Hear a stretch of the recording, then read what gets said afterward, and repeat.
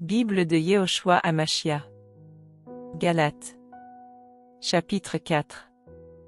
Mais je dis, aussi longtemps que l'héritier est enfant, il ne diffère en rien d'un esclave, quoiqu'il soit le seigneur de tout. Mais il est sous des tuteurs et des gestionnaires jusqu'au temps déterminé par le Père.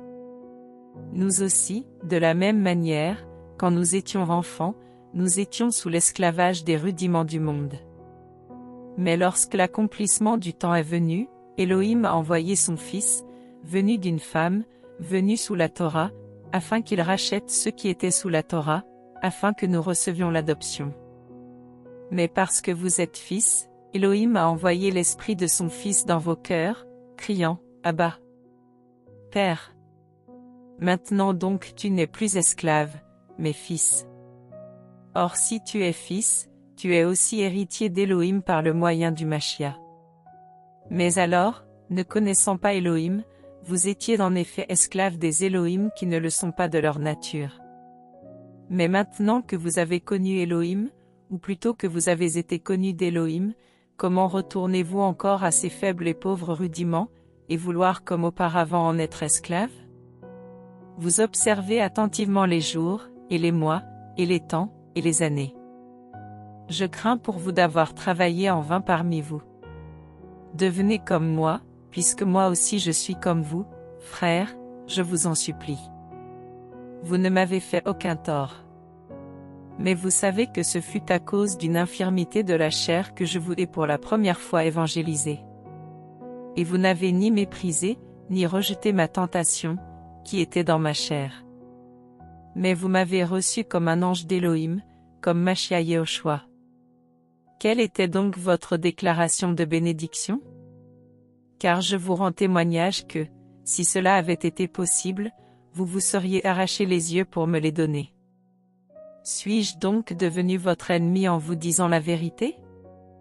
Le zèle qu'ils ont pour vous n'est pas vrai, mais ils veulent nous empêcher de vous approcher afin que vous soyez zélés pour eux. Mais il est bon d'être toujours zélé pour ce qui est bon, et non pas seulement quand je suis présent parmi vous.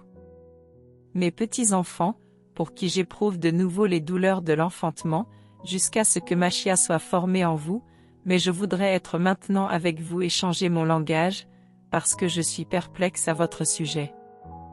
Dites-moi, vous qui voulez être sous la Torah, n'entendez-vous pas la Torah?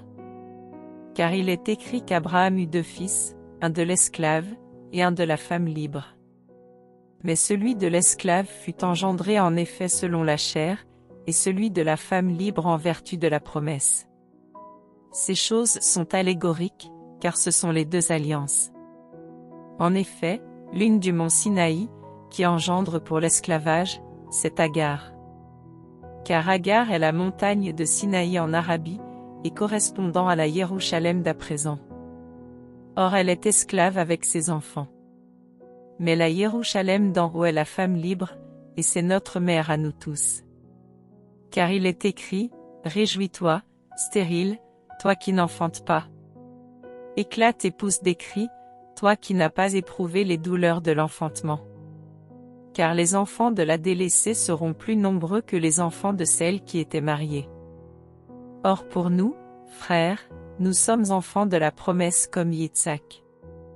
Mais de même qu'alors celui qui avait été engendré selon la chair persécutait celui qui était selon l'esprit, il en est de même maintenant.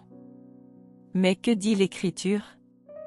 Chasse l'esclave et son fils, car le fils de l'esclave n'héritera jamais avec le fils de la femme libre. C'est pourquoi, frères, nous ne sommes pas enfants de l'esclave, mais de la femme libre.